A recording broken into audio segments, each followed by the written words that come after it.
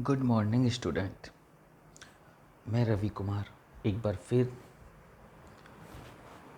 आया हूँ आपके लिए साइंस का चैप्टर 1 कक्षा 10th। तो हम यहाँ पर सबसे पहले क्या है, हम चैप्टर का अध्ययन करेंगे। उसके बाद मैं आपको नोट्स प्रोवाइड करवाऊँगा और इसके अंदर जो भी आपके सवाल या क्वेश्चन होंगे उन्हें हल करेंगे, जिससे कि आपकी जो है वो कंप्लीट तैयारी हो। हम ये नहीं चाहते कि आप किसी भी पक्ष में कमज़ोर रहें। इवन आप कॉम्पिटिटिव एग्ज़ाम दें, आप 10th की एग्ज़ाम दें, उसमें आपको मजबूत बनाने के लिए हमने ये चैनल बनाया है। तो आइए स्टार्ट करते हैं। इस चैप्टर का नाम है रासायनिक अभिक्रियाएं एवं समीकरण। तो हम जैसे कि पढ़ते हैं यहाँ पर, अपने दैनिक जीवन की निम्नलिखित परिस्थितियों पर ध्यान दीजिए और विचार कीजिए कि क्या होता है। आप देखते हैं कि जो भी दैनिक मतलब होता है कि रोज़ाना जो भी एक्टिविटी होती है उस पर ध्यान दीजिए। बेसिकली ये कहना चाहता है, जैसे गर्मियों में कमरे के ताप पर दूध को खुला छोड़ दिया जाता है, लोहे का तवा, तसला या कील को आर्द्र वायुमंडल में खुला छोड़ दिया जाता है, अंगूर का किण्वन हो जाता है, भोजन पकाया जाता है, हमारा शरीर भोजन को पचा लेता है, हम सांस लेते हैं। तो इन सभी परिस्थितियों पर हमें एक बार कंसंट्रेट करके ध्यान देना चाहिए। आइए आगे पढ़ते हैं। इन सभी परिस्थितियों में प्रारंभिक वस्तु की प्रकृति तथा पहचान कुछ न कुछ बदल जाती है। मतलब आप ये देखेंगे कि पहले जो वस्तु थी उसकी प्रकृति या उसकी पहचान बाद में बदल जाती है। आप अगर ऊपर वाली क्रियाओं को देखेंगे, पदार्थ के भौतिक तथा रासायनिक परिवर्तनों के बारे में पिछली कक्षा में हम पढ़ चुके हैं, यानी कक्षा 9 में। जब कोई रासायनिक परिवर्तन होता है तो हम कह सकते हैं कि एक रासायनिक अभिक्रिया हुई। कोई भी रासायनिक परिवर्तन होता है तो हम क्या बोल सकते हैं कि रासायनिक अभिक्रिया हुई। आप शायद सोच रहे होंगे कि रासायनिक अभिक्रिया का वास्तविक अर्थ क्या है। अब मन में तो ये सवाल आएगा ही कि आखिर रासायनिक अभिक्रिया का वास्तविक अर्थ क्या है, क्यों पढ़ी जाती है रासायनिक अभिक्रिया। हम कैसे जान सकते हैं कि कोई रासायनिक अभिक्रिया हुई। भाई हम अभिक्रिया देख रहे हैं, हमें कैसे पता चलेगा कि ये रासायनिक अभिक्रिया है या भौतिक। इन प्रश्नों के उत्तर पाने के लिए हम क्या करेंगे, कुछ क्रियाकलाप करेंगे। कैसे? जैसे इसमें क्रियाकलाप 1.1 दे रखा है। इस क्रियाकलाप में शिक्षक के सहयोग की आवश्यकता है। सुरक्षा के लिए छात्र आंखों पर चश्मा पहन ले तो उचित होगा, क्योंकि देखिए आप कोई भी रासायनिक अभिक्रिया करेंगे उसमें ये नहीं होना चाहिए कि आपकी आंखों में कोई ऐसा पदार्थ चला जाए जिससे आपकी आंखों को नुकसान हो जाए। लगभग 3 से 4 सेंटीमीटर लंबे मैग्नीशियम रिबन को रेगमाल से रगड़कर साफ कर लीजिए। एक 3 से 4 सेंटीमीटर लंबा मैग्नीशियम रिबन लें और उसे रेगमाल से रगड़िए और साफ कर लीजिए। इसे चिमटे से पकड़कर स्प्रिट लैंप या बर्नर से इसका दहन कीजिए। अब क्या है, जो आपने रिबन लिया उसे क्या करेंगे, आप चिमटे से पकड़ेंगे और स्प्रिट लैंप या बर्नर से इसका दहन करेंगे तथा इससे बनी राख को वॉच गिलास में इकट्ठा कर लीजिए। अब जो उससे बनेगी राख, कोई भी चीज़ जलाओगे तो हमें राख प्राप्त होती है, जैसे कि हम सभी जानते हैं। तो हम क्या करेंगे, उसे इकट्ठा कर लेंगे। मैग्नीशियम रिबन का दहन करते समय इसे अपनी आँखों से यथासंभव दूर रखिए। ठीक है, जब भी आप दहन करें तो कोई ऐसी चीज़ नशीली ना आपकी आंखों में पहुंच जाए, तो अपनी आंखों को दूर रखना। इसलिए कहते हैं कि आंखों पे चश्मा पहन लेना चाहिए। आपने क्या परीक्षण किया, फिर आप यहाँ पर देखिए कि क्या प्रयोग हुआ और उसे नोट कीजिए। तो जैसे ये चित्र में दिखाया गया है, ये आपका चिमटा है, मैग्नीशियम रिबन को इन्होंने चिमटे से पकड़ रखा है। ये एक वॉच ग्लास है, दूसरा इसमें मैग्नीशियम ऑक्साइड आया और यह आपका बर्नर। तो मैग्नीशियम रिबन का वायु में दहन कर मैग्नीशियम ऑक्साइड को वॉच ग्लास में इकट्ठा करना। तो देखिए मैग्नीशियम रिबन को जब आप वायु में दहन करेंगे, जलाएंगे, तो हमें क्या प्राप्त हो रहा है? Magnesium oxide. ठीक है। आपने देखा होगा कि चमकदार श्वेत लोह के साथ मैग्नीशियम रिबन का दहन होता है। ठीक है। हम ये देखते हैं कि एक सफ़ेद लोह निकलती है और उसके साथ मैग्नीशियम का रिबन जो है वो जल जाता है, और ये किस चूर्ण में परिवर्तित हो जाता है? एक सफ़ेद चूर्ण में। यह मैग्नीशियम ऑक्साइड का चूर्ण है। ये किस चीज़ का चूर्ण है? आपका मैग्नीशियम ऑक्साइड का। वायु में उपस्थित ऑक्सीजन तथा मैग्नीशियम के बीच होने वाली अभिक्रियाओं के कारण ये बनता है। देखो वायु में उपस्थित होती है ऑक्सीजन और मैग्नीशियम के बीच जब अभिक्रिया होती है तो हमें क्या प्राप्त होता है? Magnesium oxide. इसी तरीके से आप क्रियाकलाप 1.2 करके देखिए और उसी तरीके से आप क्रियाकलाप 1.3 करके देखिए और पता करिए कि क्या परिवर्तन होता है। अब क्या होता है कि ऊपर दिए गए तीनों क्रियाकलापों के आधार पर, पहला तो हमने पढ़ लिया, दूसरे में हमने क्या करना था कि एक परख नली में लेड सीसा लेना है, नाइट्रेट का घोल, इसमें पोटेशियम आयोडाइड का घोल मिला लेना है और फिर हमें देखना है कि क्या होता है। उसके बाद क्रियाकलाप 1.3 में कहता है कि इस शंक्वाकार फ्लास्क या परख नली में कुछ दानेदार जिंक लेने हैं, उसमें तनु हाइड्रोलिक अम्ल या सल्फ्यूरिक अम्ल मिला लेना है। अमल का इस्तेमाल सावधानी से करना चाहिए। समझ रहे हो ना? आंखों पे चश्मा पहन के, हाथों में ग्लव्स पहन के, एक प्रैक्टिकल के लिए कोट आता है वो आप कोट पहन लीजिए। क्या जस्ते के दोनों दानों के आसपास कुछ होता दिखाई दे रहा है? शंक्वाकार फ्लास्क या परख नली को स्पर्श कीजिए। क्या इसके तापमान में कोई परिवर्तन हुआ? आप ये देखिए कि क्या इसके तापमान में कोई परिवर्तन हो रहा है। ऊपर दिए गए तीनों क्रियाकलापों के आधार पर हम ये कह सकते हैं कि निम्न में से किसी परीक्षण की सहायता से हम निर्धारित कर सकते हैं कि एक रासायनिक अभिक्रिया हुई। अवस्था में परिवर्तन, पहले आप देखिए कि पहले क्या अवस्था थी, पहले वहाँ रिबन था, देन क्या बन गया? राख बन गया। रंग में परिवर्तन हुआ, पहले कौन सा रंग था ये भी देखिए, फिर कौन सा रंग बना। देन आगे देखिए गैस का निकास उत्सर्जन हुआ, तापमान में परिवर्तन हुआ। ये सब चीज़ें आप देखिए और फिर पता कीजिए। यदि हम अपने आसपास हो रहे परिवर्तन को देखें तो पाएंगे कि हमारे चारों ओर विविध प्रकार की रासायनिक अभिक्रिया हो रही हैं, और इस अध्याय में हम विभिन्न प्रकार की रासायनिक अभिक्रियाओं और उनके प्रतीकात्मक निरूपण का अध्ययन करेंगे। देखो आप अपने चारों ओर कभी गौर कीजिएगा बच्चों, तो आप ये देखोगे कि कोई ना कोई रासायनिक अभिक्रिया हो रही है, तो उसे आप नोट कीजिए और अपनी नोटबुक में लिखिए। अब क्या होता है? रासायनिक समीकरण।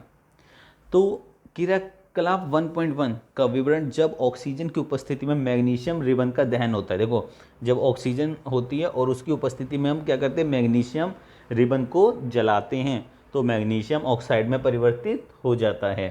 ठीक है। वाक्य के रूप में किसी रासायनिक अभिक्रिया का विवरण बहुत लंबा हो जाता है, इसे संक्षिप्त रूप में भी लिखा जाता है। अगर आप वाक्य के रूप में लिखेंगे तो आप सब चीज़ लिखेंगे तो बहुत लंबा विवरण हो जाएगा, इसलिए हम क्या करते हैं? इसे एक छोटे रूप में लिख देते हैं। कैसे? इसे शब्द समीकरण के रूप में लिखना सबसे सरलतम विधि है। देखो एक अभी ये हुआ, फिर ये हुआ, फिर वो होगा, ये सब लिखने से अच्छा होता है कि आप एक समीकरण के रूप में लिख दीजिए। जैसे ऊपर जो अभिक्रिया हुई है उसे हम कैसे लिख सकते हैं? Magnesium plus oxygen equal to magnesium oxide. तो अभिकारक जो भी हम लेते हैं आपके यौगिक या तत्व, और जो उससे बनता है उसे हम कहते हैं उत्पाद। जो लेते हैं उन्हें हम कहते हैं अभिकारक, जो आपने लिए, और जो हमें प्राप्त हुआ वो क्या होता है? आपका उत्पाद। तो यहाँ पर अभिकारक हैं आपके मैग्नीशियम और ऑक्सीजन, इन दोनों की अभिक्रिया कराई और हमें क्या प्राप्त होता है? उत्पाद। मैग्नीशियम तथा ऑक्सीजन ऐसे पदार्थ हैं जिनमें रासायनिक परिवर्तन होता है, अतः इन्हें अभिकारक बोलेंगे। इस अभिक्रिया से एक नए पदार्थ मैग्नीशियम ऑक्साइड का निर्माण होता है, इसे हम बोलेंगे उत्पाद। तो अभिकारक और उत्पाद। अभिकारक जिन पदार्थों को हम रासायनिक अभिक्रिया के लिए चुनते हैं कि इनके के बीच में हमें रासायनिक अभिक्रिया करनी है, और उत्पाद उन दोनों यौगिक पदार्थों को लेने के बाद, उनकी अभिक्रिया कराने के पश्चात जो हमें पदार्थ प्राप्त होता है उसे हम कहते हैं उत्पाद। शब्द समीकरण में अभिकारकों के उत्पाद में परिवर्तन को उनके मध्य एक तीर का निशान लगाकर दर्शाया जाता है। अभिकारकों के बीच योग का चिन्ह लगाकर उन्हें बाईं ओर लिखा जाता है। देखो, जो भी अभिकारक होंगे ना, उन्हें आप हमेशा जो है वो बाईं ओर लिखेंगे। किस चीज़ का चिन्ह लगाएंगे? प्लस का। इस प्रकार उत्पादों के बीच भी अगर दो या दो से अधिक उत्पाद प्राप्त हो रहे हैं तो प्लस का निशान लगाकर उन्हें दाईं ओर लिखा जाएगा। और तीर का सिरा उत्पाद की ओर होता है। तीर जो होगा वो उत्पाद ये दर्शाता है कि हाँ जी, इन दोनों पदार्थों को परस्पर अभिक्रिया कराने के पश्चात हमें ये उत्पाद प्राप्त होता है। तो जो तीर का निशान होगा, ठीक है, एरो का, वो हमेशा किसकी तरफ होगा? उत्पाद की तरफ। और यह अभिक्रिया होने की दिशा को दर्शाएगा। अब आगे हम पढ़ते हैं रासायनिक समीकरण लिखना। अब हम क्या पढ़ेंगे? रासायनिक समीकरण लिखना। क्या रासायनिक समीकरण के निरूपण की इससे भी संक्षिप्त विधि है?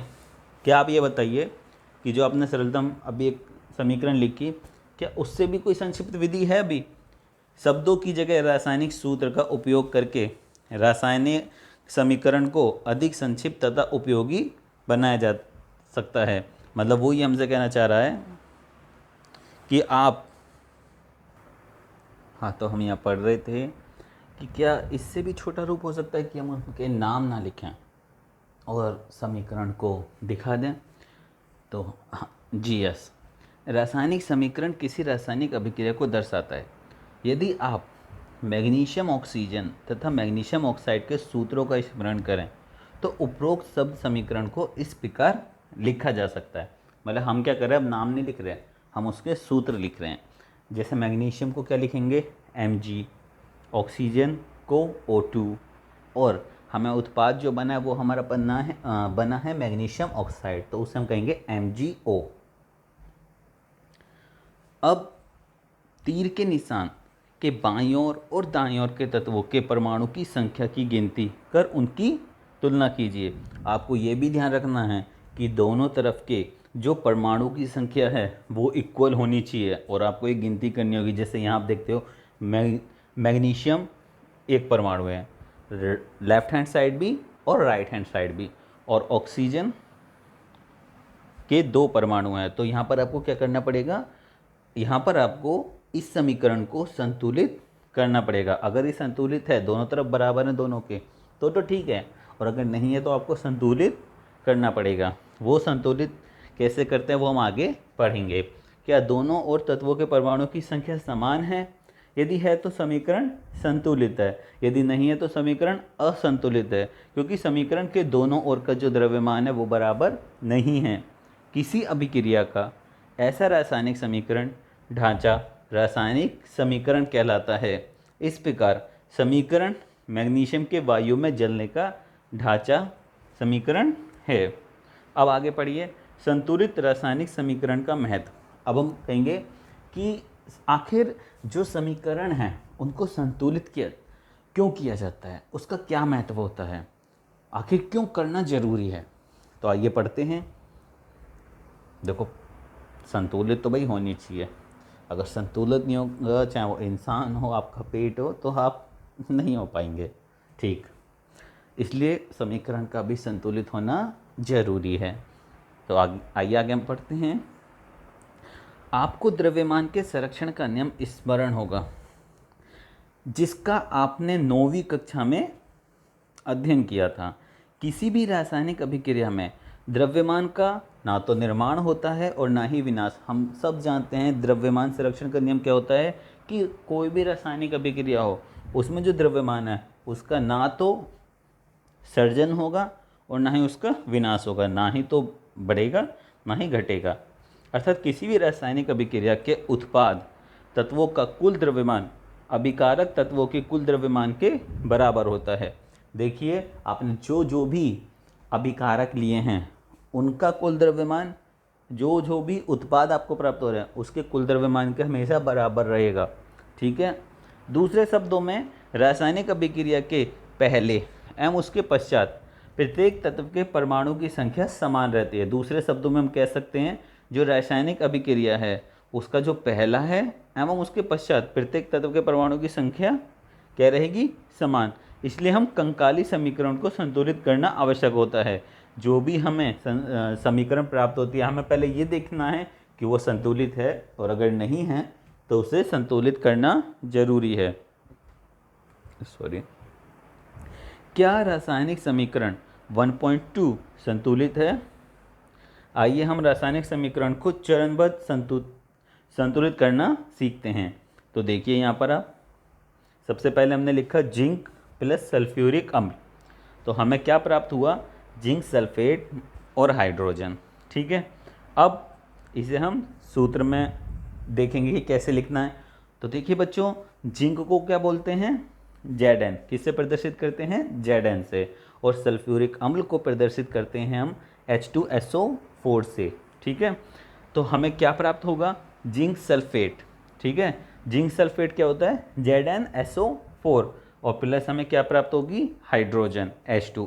अब आप देखिए यहाँ पर सब जो तत्व हैं उनके यौगिक समान है। तो आइए सबसे पहले हम देखते हैं जिंक पे, Zn GS, इधर भी एक है Zn और इधर भी एक ही है। आगे हम देखते हैं H2SO4, यानी हम देखते हैं H2। तो H2 यहाँ भी दो है लेफ्ट हैंड साइड में, और राइट हैंड साइड भी दो हैं। अब हम देखते हैं SO4। तो SO4 लेफ्ट हैंड साइड में भी एक, मतलब S लेफ्ट हैंड साइड में भी एक है, और यहाँ भी S जो है वो एक ही है। और O की कितने हैं? 4 लेफ्ट हैंड साइड में हैं, और राइट हैंड साइड में भी 4 हैं। तो आइए समीकरण 1.3 में तीर के निशान के दोनों ओर के तत्वों के परमाणु की संख्या को संतुलित करें। तो देख लीजिए यहाँ पर क्या है? Zn 1 1, H 2 2, S 1 1 और O 4 4। तो यहाँ तो ये संतुलित है। अब हम निम्न रासायनिक समीकरण को संतुलित करने का प्रयास करते हैं। ऐसे आप इन रासायनिक समीकरण को लेंगे और उन्हें संतुलित करेंगे। तो ये तो आप खुद भी कर लेंगे। अब बस यही देखना है हमें। Fe यहाँ पर Fe का 1 है और यहाँ Fe के 3 हैं। ठीक है, तो इसे संतुलित करना है। H2O, तो यहाँ पर O 1 है, यहाँ 4 है, इसे भी संतुलित करना है। H2 यहाँ पर संतुलित है।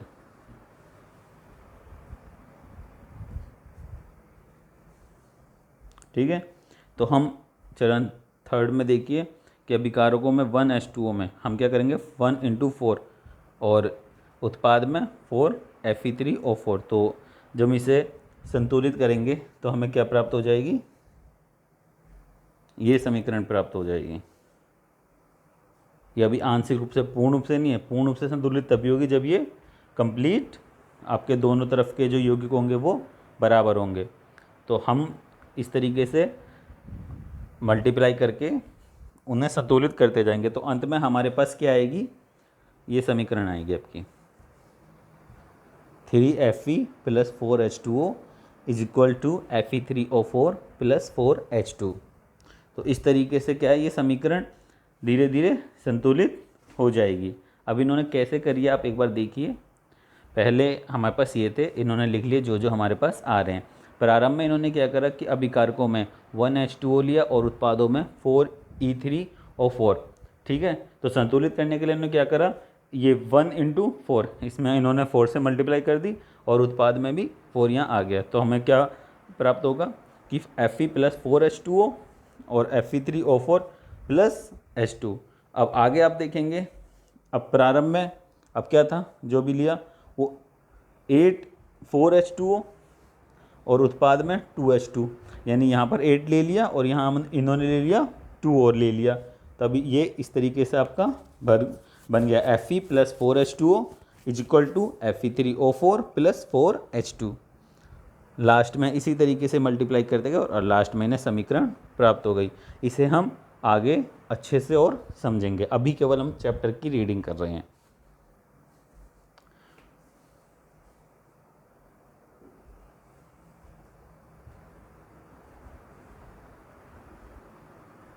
अब है आपका रासायनिक अभिक्रियाओं के प्रकार।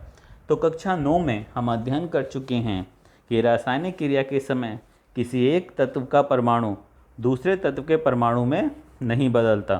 ठीक है, 9 में हमने यह पढ़ा था कि जब भी रासायनिक अभिक्रिया होती है तो वो किसी एक तत्व का जो परमाणु होगा वो दूसरे तत्व के परमाणु में नहीं बदलेगा। ना तो कोई परमाणु मिश्रण से बाहर जाता है और ना ही बाहर से मिश्रण में आता है। वास्तव में किसी रासायनिक अभिक्रिया में परमाणु के आपसी आबंध के टूटने एवं जुड़ने से नए पदार्थ बनते हैं। जो परस्पर आबंध, जिन बंधों के कारण वो जुड़े होते हैं, ठीक है, उसके टूटने से बनते हैं नए पदार्थ। तो अब देखिए, जैसे कैल्शियम ऑक्साइड जल के साथ तीव्रता से अभिक्रिया करके बुझे हुए चूने का निर्माण करके अधिक मात्रा में ऊष्मा उत्पन्न करता है। देखो रासायनिक अभिक्रियाओं के प्रकार, तो एक होती है आपकी संयोजन अभिक्रिया, ठीक है। उसमें इन्होंने क्रियाकलाप दिखाया है कि एक बीकर में थोड़ा कैल्शियम ऑक्साइड तथा बुझा हुआ चूना लिया है। ये आपको दिखाई दे रहा है, इसमें बीकर में कैल्शियम ऑक्साइड और बुझा हुआ चूना इन्होंने लिया, इसमें धीरे धीरे जल मिलाया, ठीक है। अब क्या इन्होंने जल मिला दिया। अब बीकर को स्पर्श कीजिए, जैसे 1.3 में दिखाया गया है। इसके ताप में कोई परिवर्तन हुआ, आप ये देखिए कि क्या इसका ताप बढ़ा या घटा। तो जैसे कि यहाँ पर ये समीकरण में जो हुई है, CaO plus H2O equal to हमें क्या प्राप्त हुआ, बुझा हुआ चूना, Ca ब्रैकेट OH की पावर 2 AQ प्लस ऊष्मा। ये जो इन्होंने ब्रैकेट करके SLAQ ये लिख रखे हैं, ये सब उनकी अवस्थाएं, पदार्थ हमें किस अवस्था में ले रहे हैं और किस अवस्था में प्राप्त हो रहा है वो सब लिखा हुआ है। तो यहाँ बिना बुझा हुआ चूना लिया है, जल लिया है, देखो ये सॉलिड में लिया है, ठीक है, CaO और H2O लिक्विड में आएगा और ये AQ में प्राप्त हमें हो जाएगा। इस अभिक्रिया में कैल्शियम ऑक्साइड तथा जल मिलकर एक उत्पाद है, कैल्शियम हाइड्रोक्साइड बनाते हैं। ऐसे अभिक्रिया में जिसमें दो या दो से अभिकारक मिलकर एकल उत्पाद का निर्माण करते हैं उसे संयोजन अभिक्रिया कहते हैं। देखिए संयोजन अभिक्रिया बेसिकली होती क्या है, जब आप दो या दो से अधिक उत्पाद ले रहे हो, दो या दो से अधिक अभिकारक ले रहे हो, ठीक है, आप क्या कर रहे हो कि दो या दो से अधिक अभिकारक ले रहे हो और आपको उत्पाद एक ही प्राप्त हो रहा है। मतलब आप 2 लें, 3 लें, कितने भी लें, आप जो है अभिकारक ले रहे हो दो या दो से अधिक, लेकिन आपको जो उत्पाद प्राप्त हो रहा है इसकी अभिक्रिया कराने पर वो एक ही प्राप्त हो रहा है। तो ये वाली ऐसी अभिक्रिया क्या कहलाएंगी, संयोजन अभिक्रिया, ठीक है। तो ऊपर की अभिक्रिया में निर्मित बुझे हुए चूने के विलयन का उपयोग दीवारों की सफेदी करने के लिए किया जाता है। आपने देखा होगा कि जब भी पुताई होती है तो सबसे पहले हम ये मिश्रण ही बनाते हैं। कैल्शियम हाइड्रोक्साइड वायु में उपस्थित कार्बन डाइऑक्साइड के साथ धीमी गति से अभिक्रिया करके दीवारों पर कैल्शियम कार्बोनेट की एक पतली परत बना देता है। सफ़ेदी करने के 2-3 दिन बाद कैल्शियम कार्बोनेट का निर्माण होता है और इससे दीवारों पर क्या जाती है, चमक। रोचक बात यह है कि ये संगमरमर का रासायनिक सूत्र भी है। CaCO3 किसका रासायनिक सूत्र है, संगमरमर का। इसी तरीके से कोयले का दहन, इसी तरीके से आप ये जल देख सकते हैं। अब आप देखिए वियोजन अभिक्रिया। अभी जो हम पढ़ रहे थे वो थी संयोजन अभिक्रिया।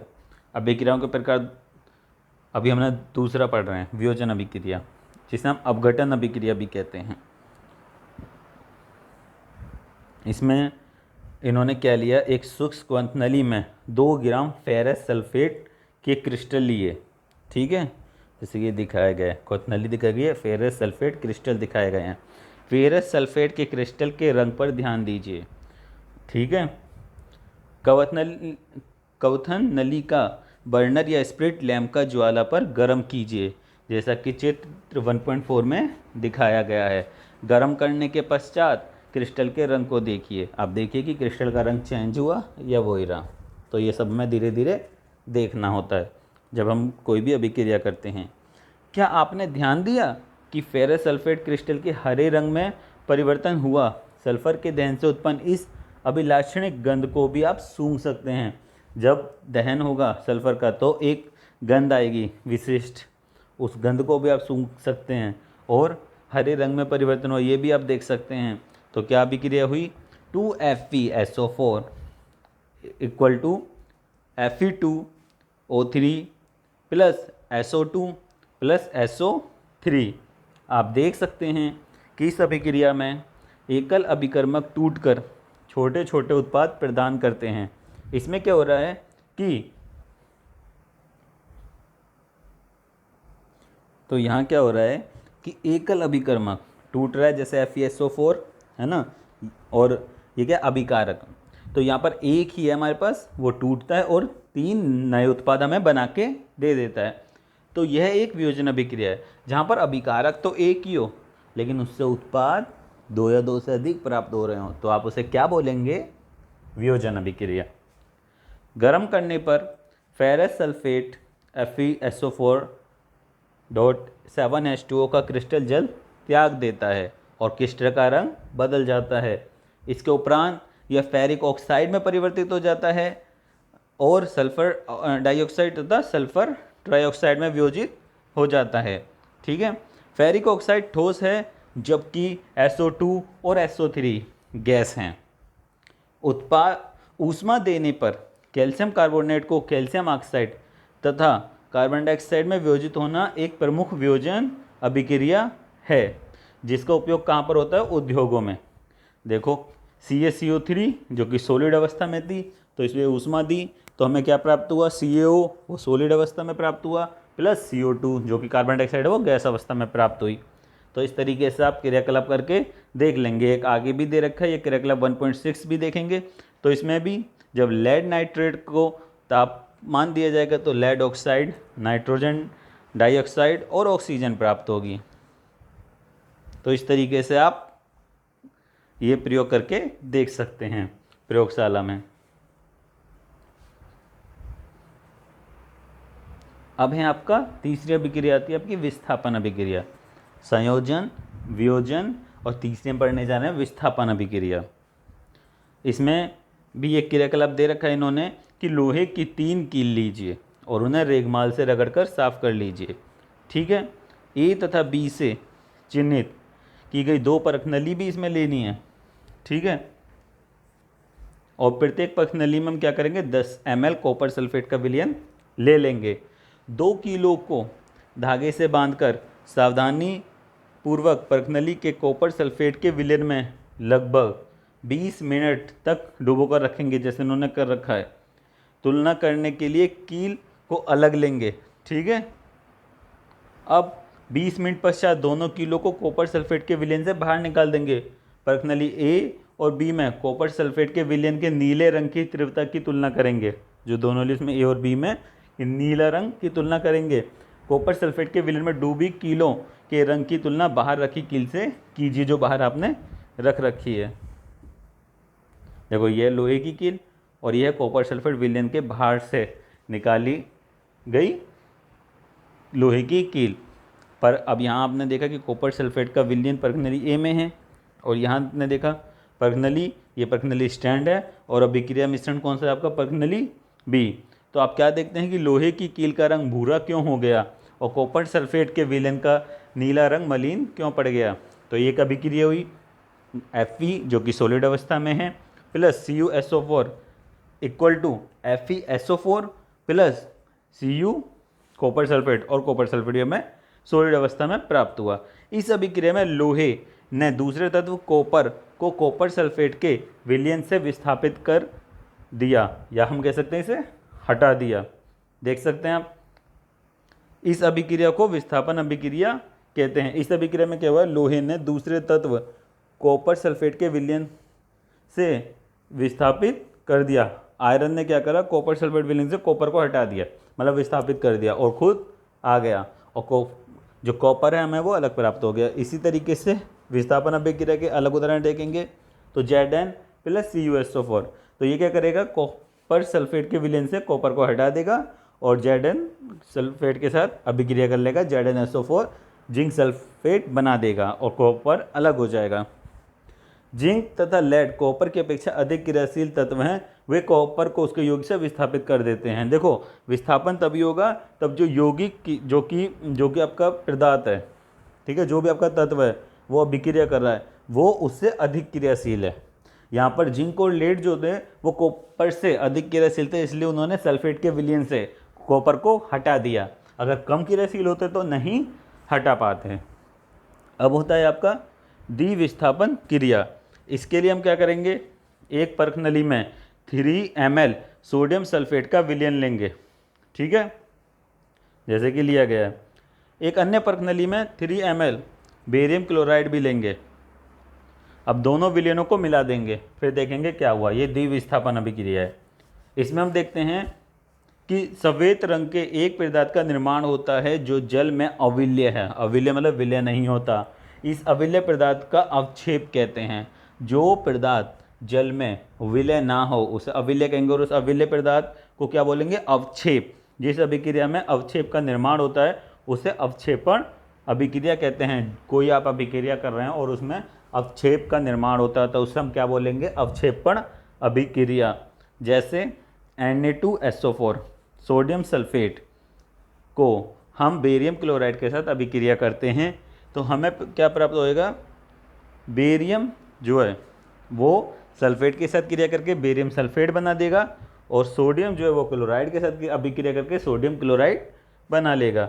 ऐसा क्यों हुआ? क्योंकि देखिए यहाँ आप देखिए जो Ba2+ जो उसकी आप उसमें जो भी कहते हैं संयोजकता जो भी आप बोलते हैं, तथा SO4 2- की अभिक्रिया से BaSO4 के अवक्षेप का निर्माण होता है। एक अन्य उत्पाद सोडियम क्लोराइड का भी निर्माण होता है जो विलयन में ही रहता है। ठीक है, एक अन्य उत्पाद भी मिलेगा। कौन सा? तो बच्चों द्विविस्थापन अभिक्रिया वो अभिक्रिया होती हैं जिनमें एक अन्य उत्पाद जिनमें आपका जो है जो अभिकारक होते हैं उनके बीच किस चीज़ का आदान प्रदान होता है? आयनों का। अब हम पढ़ेंगे उपचयन एवं अपचयन के बारे में। तो यहाँ पर क्या है? कॉपर का कॉपर ऑक्साइड में उपचयन हो रहा है। ठीक है, पढ़िए। चाइना डिश में 1 ग्राम चूर्ण लेकर उसे गर्म कीजिए। ठीक है, ये कॉपर का चूर्ण लिया 1 ग्राम और इसे गर्म किया। एक चाइना डिश है ये। ठीक है, आपने क्या देखा? ये आपकी जाली है, ये तिपाही है और ये बर्नर है। तो कॉपर चूर्ण की सतह पर कॉपर ऑक्साइड की काली परत चढ़ जाती है। आप ये देखते हो कि जो कॉपर चूर्ण होता है ना, उसकी सतह पर कॉपर ऑक्साइड की एक काली परत चढ़ जाएगी। यह काला पदार्थ क्यों बना?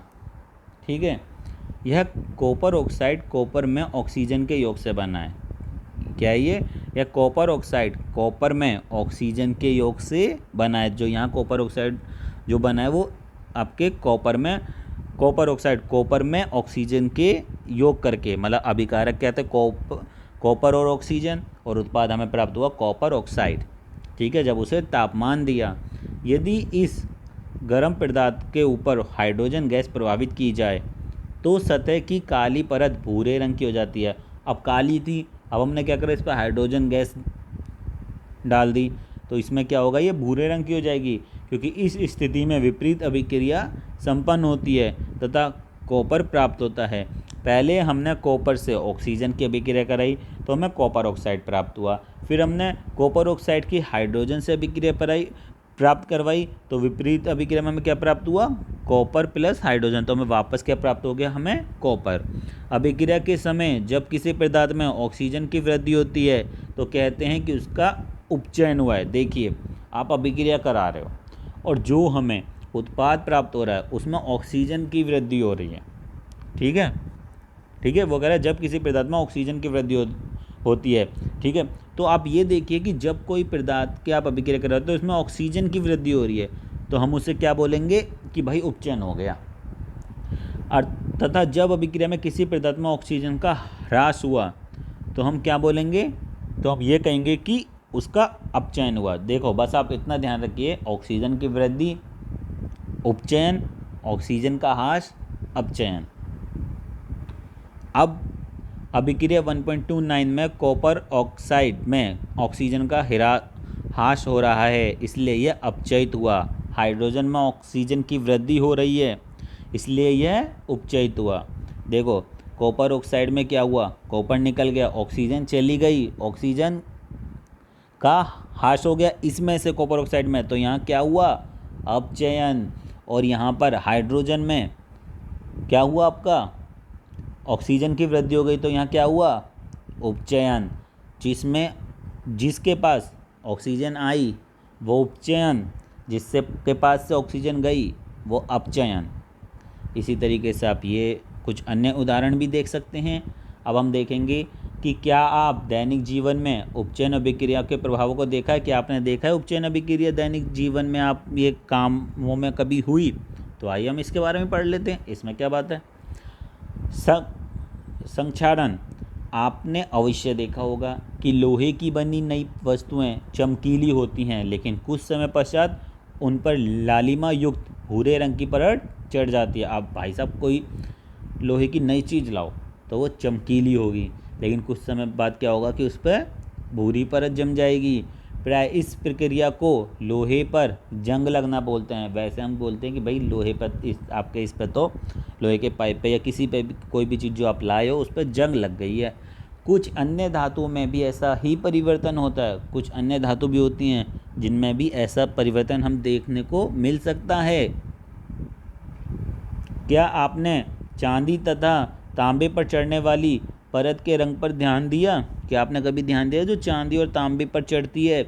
जब कोई धातु अपने आसपास अम्ल, आर्द्रता आदि के संपर्क में आती है तब ये संक्षारित होता है और इस प्रक्रिया को संक्षारण कहते हैं।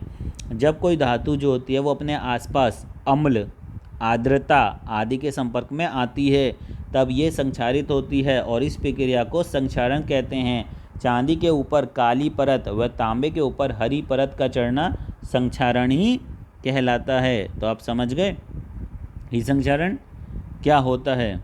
ठीक है। संक्षारण के कारण कार के जो ढांचे होते हैं वो पुल, लोहे की रेलिंग तथा जहाज तथा धातु विशेषकर लोहे से बनी वस्तुओं को बहुत क्षति होती है। संक्षारण में लोहे का संक्षारण एक गंभीर समस्या होती है। क्षतिग्रस्त लोहे का बदलने में हर वर्ष अधिक पैसा खर्च भी होता है। अध्याय 3 में आपको संक्षारण के बारे में और विस्तृत जानकारी मिल जाएगी। अब है आपका विकृत गंधिता। वसायुक्त अथवा तैलीय खाद्य सामग्री जब लंबे समय तक रखा रह जाता है तो उसका स्वाद या गंध कैसी होती है? मान लो आपने खाना बनाया और खाया नहीं, 2 दिन बाद खा रहे हो तो उसका स्वाद कैसा होगा और उसकी गंध कैसी होगी? उपचयित होने पर तेल एवं वसा विकत्र गंधी हो जाते हैं तथा उनके स्वाद या गंध बदल जाते हैं। प्राय तेलीय तथा वसायुक्त खाद्य सामग्रियों में उपचयन रोकने वाले पदार्थ मिलाए जाते हैं। वायुरोधी बर्तनों में खाद्य सामग्री रखने से उपचयन की गति क्या होती है? धीमी हो जाती है। जो वायुरोधी बर्तन होते हैं, खाद्य सामग्री आप उसमें रखोगे जिसमें वायु नहीं जा सकती तो उसमें जो होगा उपचयन की गति कम हो जाएगी, धीरे हो जाएगी। क्या आप जानते हैं कि चिप्स बनाने वाली चिप्स की थैली में से ऑक्सीजन हटाकर उसमें नाइट्रोजन जैसे कम सक्रिय गैस से युक्त कर देते हैं ताकि चिप्स का उपचयन ना हो सके। तो बच्चों देखिए, अभी हमने केवल चैप्टर के बारे में अध्ययन किया है। अब आगे हम इस चैप्टर के में जो ये भी अभ्यास दिए गए हैं, ठीक है, और जो भी इसमें क्वेश्चन अगर कुछ 1-2 दिया गया तो उसके बारे में अध्ययन करेंगे। आशा करते हैं कि आपको समझ आया होगा, क्योंकि अभी हमने केवल अध्ययन किया है, केवल इस पाठ को पढ़ा है, समझा है। क्योंकि आप ये ध्यान रखना कि डायरेक्ट आप क्वेश्चन आंसर कर रहे हो उसका कोई मतलब नहीं रहता जब तक आप पाठ की रीडिंग कम से कम एक बार तो ज़रूर ना कर लें। तो धन्यवाद। मैं रवि कुमार, आपका सपोर्ट मिला तो और भी अच्छे अच्छे वीडियो बनाऊंगा। लाइक एंड सब्सक्राइब करना मत भूलिएगा। धन्यवाद आपका कीमती वक्त देने के लिए और पढ़ाई करने के लिए। जय माता दी, जय हिंद, जय भारत।